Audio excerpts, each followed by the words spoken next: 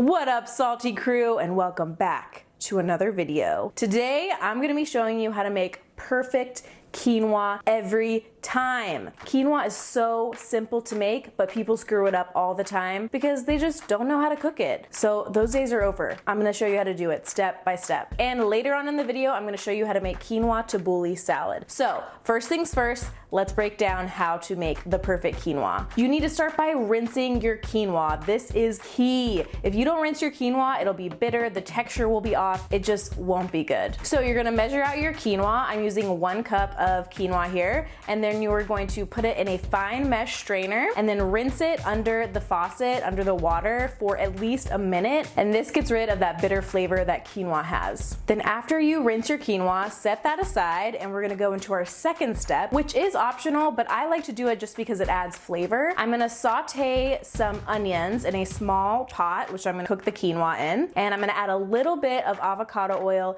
in the pot, let it heat up, then add in a handful of diced onions and saute that for a couple of minutes until it's translucent and fragrant.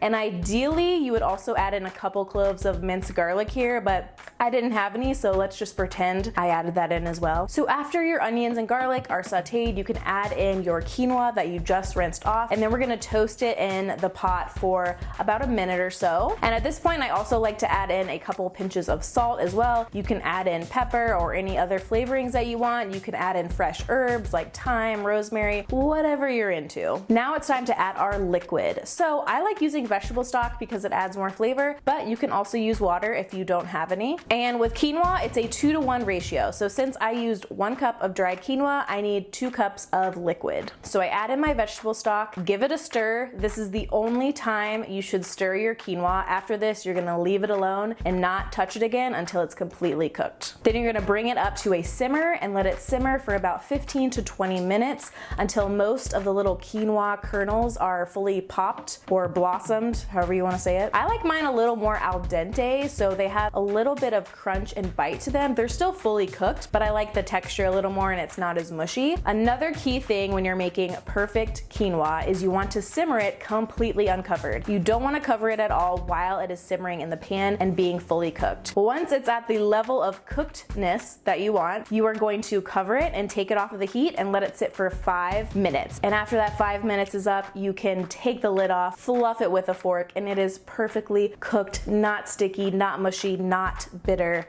quinoa. Now I will say, not all quinoas are created equally. My favorite brand is from Trader Joe's, the tricolor quinoa. I love this one, works for me every time. And then there's quinoa that no matter what you do to it, no matter how perfectly you follow all of these steps, it will still turn out like shit. And this is one of those, the Canadian quinoa brand. I do not like you. I got this at Grocery Outlet because I was so excited that it was this giant bag and I got it for like $7 or $8.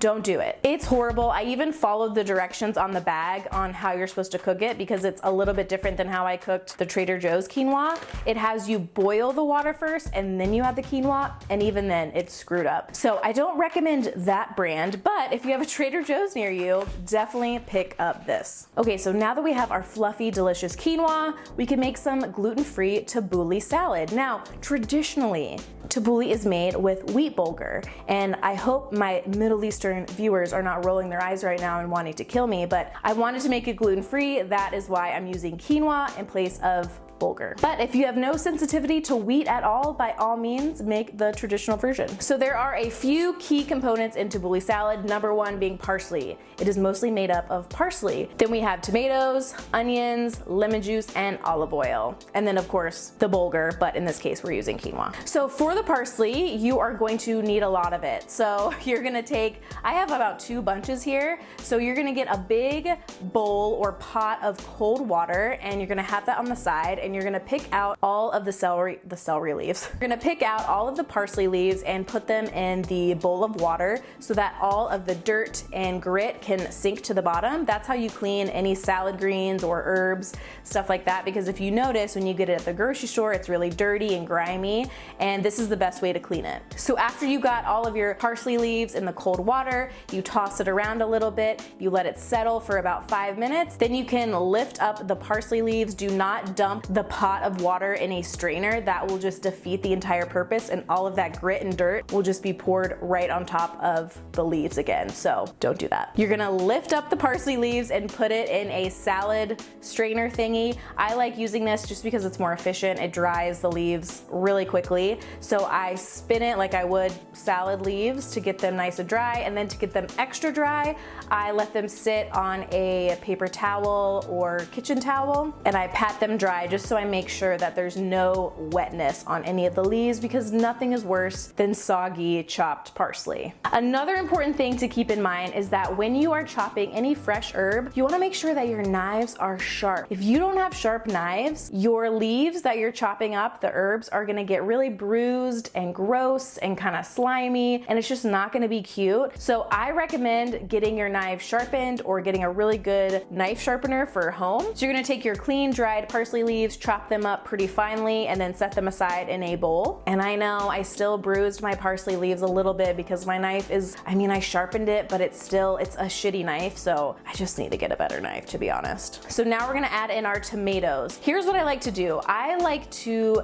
cut open the tomato and then get all of the seeds and juices out of it and kind of set that aside so I can make a little dressing with the lemon juice and olive oil at the end, and then pour it on top of the tabbouleh salad. So you don't have to do that, I just like doing that. So you're gonna cut open the tomato, get all the seeds and juices out, and then cut the flesh into little dices, add it to the parsley, and then we're gonna cut up our onion. I'm using scallions here, but feel free to use any white onion, Vidalia onion. I just like the taste of scallions better. Cut that up finely, add that in there, and then you can add in your quinoa. Now traditionally, tabbouleh salad would be more parsley than the wheat bulgur or quinoa or whatever grain you're adding in there, but it's your dish. You can do whatever you want with it. I like more parsley personally, so I'm just gonna add in a little bit of the quinoa. And then all that's left is the dressing. So I'm gonna take the juices of the tomato and then add in some extra virgin olive oil, lemon juice, salt, and pepper. Whisk that together and pour it on top. And now you have a homemade gluten-free tabbouleh salad. Thank you guys so much for watching this week. I really hope you enjoyed the recipe. If you did, you know what to do. Give it a thumbs up. Subscribe if you haven't already. Tell all your friends and family about this channel if they are new to the plant-based lifestyle. I post a lot of recipes that are higher in fat and protein, lower in carbs, full of flavor, and all the good textures and things that make food delicious. And this is a non-judgmental channel. I don't care what diet you follow. This is just what I like to eat and what makes me feel the best, and I love sharing it with you guys. So if you want to come along this journey with me, I would love to have you a part of the Salty Crew. I also do lots of mukbangs. I share my favorite things, different skincare tips, stuff like that. I really try to promote a holistic, plant-based, vegan diet and lifestyle. But I also enjoy some fast food every now and then. It's all about that balance, you know? Anyway, don't forget to take care of yourself this week, eat good food, and I will see you in the next one.